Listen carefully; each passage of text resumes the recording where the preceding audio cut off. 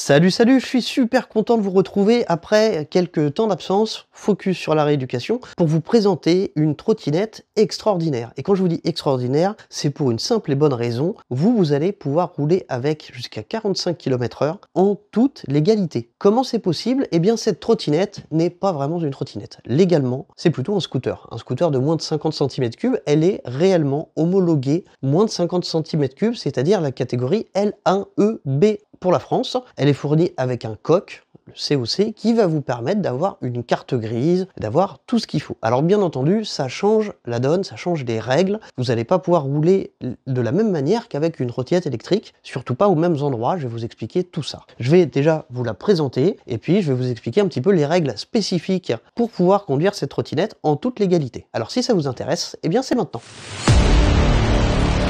Les trottinettes électriques, c'est impossible de leur échapper, elles sont pas... Avant de déballer cette trottinette, je tiens à remercier mon sponsor du jour qui est Geekbuying. Comme d'habitude, Geekbuying vous permet d'avoir cette trottinette à un super prix que je ne connais pas au moment où je tourne cette vidéo, mais que je vous affiche juste ici. Vous allez trouver dans la description de cette vidéo un code promo exclusif ainsi que le lien qui va vous permettre de la commander. Les trottinettes sont expédiées depuis la Pologne. La Pologne étant en Europe, vous êtes sûr de ne pas avoir de frais de douane. Geekbuying a aussi un excellent SAV. Si vous ne connaissez pas Geekbuying, c'est un site qui a plus de 10 ans d'expérience et qui a un super service après-vente. Merci à tous les abonnés, à tous ceux qui arrivent sur cette chaîne. Ici, on vous présente des trottinettes électriques, des fat bikes, des produits tech et le tout sans langue de bois. C'est ce qui est négocié avec les partenaires. Je vous dis tout, le bon comme le mauvais. Merci donc à tous ceux qui arrivent et puis à tous ceux qui me soutiennent depuis le début. On commence par l'emballage. Alors comme vous pouvez le constater, on n'a pas un colis mais deux colis. Vous avez la trottinette et dans ce carton, vous avez tous les accessoires qui servent à la mettre dans la catégorie L1E, c'est-à-dire la selle, le support de plaque, les clignotants, les rétroviseurs, etc., etc. On le fera en second, on va commencer par le plus gros, la trottinette. Alors l'emballage, vous voyez, il est assez sérieux, hein. Le carton est plutôt solide. Les cartons sont plutôt solides, la trottinette est super bien emballée, je vais vous montrer ça, je vais le découper par l'avant pour que vous puissiez voir un petit peu comment c'est agencé dans le carton. Ce que je peux vous dire, c'est que ça risque pas de prendre de choc, la trottinette est ultra bien protégée. Petite astuce, le couteau à pain pour découper le carton, c'est juste génial. Bon, comme je vous disais en introduction, ici, je vous dis tout. Et là, mauvaise surprise, je trouve plein de petits accessoires qui n'ont rien à faire dans le fond du carton. Alors, je pense que je vais pouvoir identifier assez rapidement d'où ils viennent. Mais voilà, j'ai une, deux, trois vis, la valve. Alors, je ne sais pas si c'est la valve pour la chambre à air supplémentaire, parce qu'il y en a une supplémentaire. En fait, je pense que c'est toute la visserie supplémentaire qui était là-dedans. Oui, vous voyez, le sac, il est percé. Bon, on remet tout ça là. C'est pas dramatique. L'essentiel, c'est que la trottinette soit bien protégée. Et c'est effectivement le cas, puisque vous voyez, on a du polystyrène ici, ici. Cette partie-là n'est pas contre le carton. Il y a un petit peu de marge. Donc là-dessus, on est plutôt pas mal. Allez, on retire les premiers polystyrènes. Alors dans le carton, vous avez quoi? Vous avez la trottinette, bien évidemment. Vous avez ici le chargeur de 48 volts. Je vous mets tout de suite toutes les caractéristiques qui concernent la batterie et la tension de la trottinette. Donc c'est un chargeur de 2 ampères qui charge au maximum à 54,6 volts, puisque 48 volts, c'est la tension nominale. Ça va varier de 54,6 à 42, je crois, pour la tension de coupure. On a ce sachet donc avec les outils, les vis en trop, on va voir d'où elles viennent. On a une chambre à air supplémentaire puisque ce sont des pneus de 10 pouces à chambre à air. On a une petite clé toute pourrie. Alors autant utiliser les vôtres si vous en avez, parce qu'elles seront forcément mieux que ça. Elle est toute fine, elle est toute naze. C'est du 8 d'un côté, 10 de l'autre. Sur ce type de trottinette, c'est toute la partie avant qui bascule, puisque le lock, il est vraiment au pied du deck. Donc vous commencez par retirer ce polystyrène, et là ça va commencer à se compliquer d'une main, et ça va vous permettre de pouvoir relever la colonne et de retirer cette partie-là. Qu'est-ce qu'on a à monter directement sur la trottinette? On va avoir le cintre, et puis après on va ouvrir le deuxième carton pour installer tous les accessoires nécessaires à l'homologation. Pour les caractéristiques techniques, le moteur est situé à l'arrière et je vous fais défiler tout le reste. Alors il va falloir appuyer sur le lock ou tirer sur le lock pour pouvoir libérer la colonne. Ensuite vous pouvez retirer ce polystyrène. Oh, ça en fait du bruit.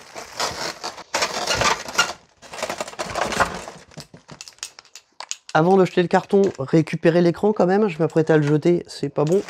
On dégage le cintre. Bon, vous voyez qu'elle est quand même super bien protégée. Le lèche-roue, il est déjà monté. On a déjà le support de selle, on a déjà tout ce qu'il faut. Alors, la trottinette en elle-même, elle est ultra compacte parce que vous allez me dire, oui, elle est assimilée à un scooter, alors quel est l'intérêt? Il y en a plusieurs. Moi, je vois déjà le prix, puisque forcément, ça va être moins cher qu'un scooter électrique, même d'occasion. Mais surtout, vous allez pouvoir la replier et partir en vacances avec, ce qui est déjà beaucoup plus compliqué avec un scooter, à moins d'avoir une remorque. Là, si vous avez un grand coffre, ça va rentrer, il n'y a pas de souci. Elle paraît assez grande, mais je suis petit, et la trottinette est plutôt compacte. Je vous mets d'ailleurs toutes les dimensions juste ici. Vous avez un petit toolkit qui est fourni avec. Il est pas mal, il est plutôt compact, vous pouvez le garder avec vous, il va vous permettre de resserrer les éléments les plus importants de la trottinette. Pour monter le cintre, c'est tout simple, on a une seule BTR à dévisser sur le bout de la colonne. Faites très attention quand vous retirez cette partie-là, à ce que cette partie-là ne rentre pas dans le tube, parce que sinon après ça va être un petit peu compliqué à récupérer. Vous prenez votre cintre, vous le mettez dans le bon sens, vous regardez, quand la trottinette est dans ce sens-là, c'est-à-dire que vous avez l'arrière devant vous, les fils doivent passer sur la gauche de la colonne. Donc, comme je vous le disais, vous faites attention à ne pas rentrer le tube de la colonne dans la colonne. Alors vous avez un méplat, justement, sur ce tube, qui va vous permettre d'avoir le cintre forcément dans l'axe de la roue. Alors ça peut paraître évident pour les gens qui ne sont pas du milieu de la trottinette, mais il y a beaucoup de trottinettes avec des colonnes complètement rondes, sans méplat, et pour lesquels il faut vraiment s'assurer que le cintre est bien dans l'axe de la roue. Mais là, cette trotte a passé l'homologation L1E, elle est donc soumise à des normes beaucoup plus strictes, et ça fait partie de ces normes-là. Une fois que le cintre est branché, vous avez quelques fils à connecter. Alors vous avez des codes couleurs dessus, c'est tout simple.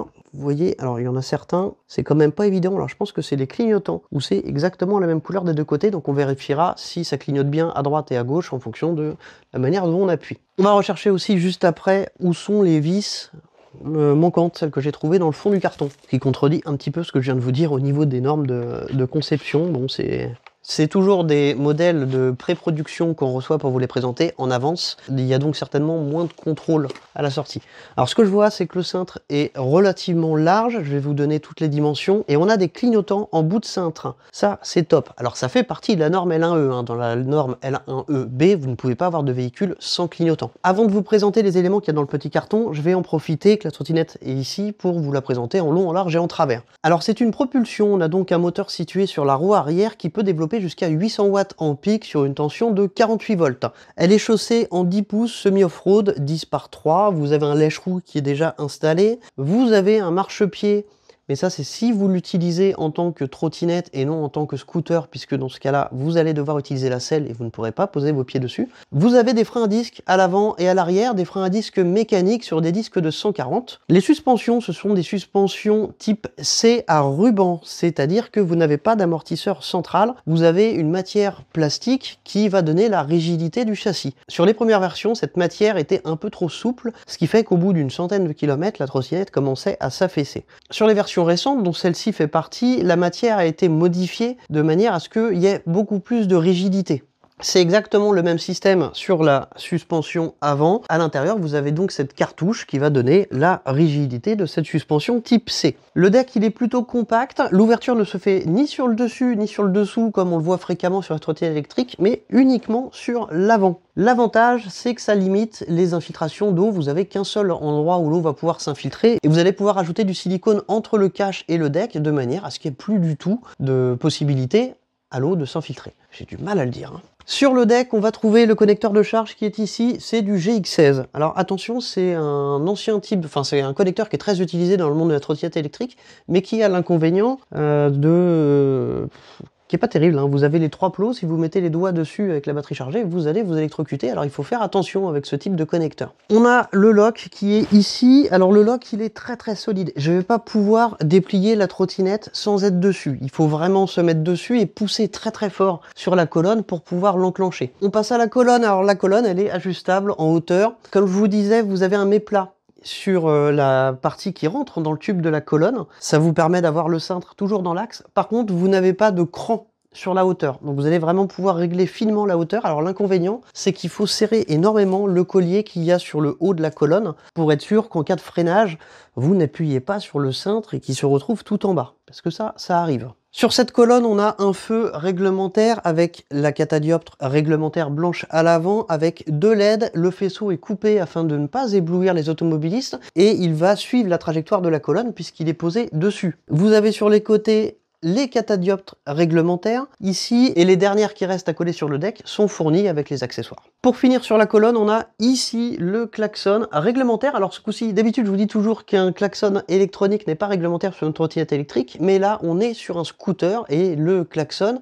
est normé, et là il doit être électrique. Donc il est situé ici, sur la colonne. En haut, on a un cintre presque droit, avec un léger rise très large, avec des clignotants en bout de cintre. On a des grandes poignées de freins mécaniques avec un réglage de la détente du câble. On a aussi le connecteur électrique qui va vous permettre d'enclencher le frein électrique, qui va vous permettre aussi de récupérer un petit peu d'énergie. On a des poignées ergonomiques et le nouveau Komodo qu'il y a sur les dernières S8 SZ, S10 SZ, c'est vraiment une déclinaison légale monomoteur de la S8 SZ 2024, avec donc toutes les dernières améliorations. Allez, on s'occupe du dernier petit carton. Alors voilà, ce dernier carton, il est plutôt petit, on va voir tout ce qu'il y a dedans. Ce que je veux voir surtout, c'est si on a bien le coque qui est fourni.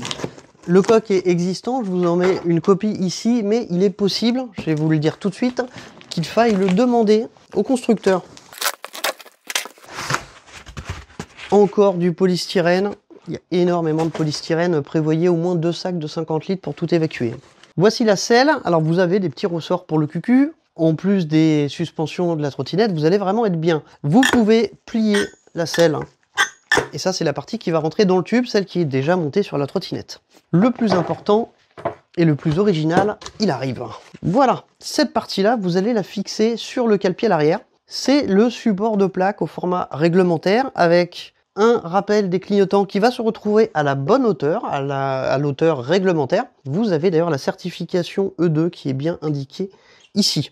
Tout est réuni sur un seul connecteur qui est ici et le câble, eh bien on va le retrouver là-bas. Oui, il est bien là. On finit avec ce carton dans le carton. Oui, c'est vraiment Inception. Qu'est-ce qu'on a là-dedans? Ah!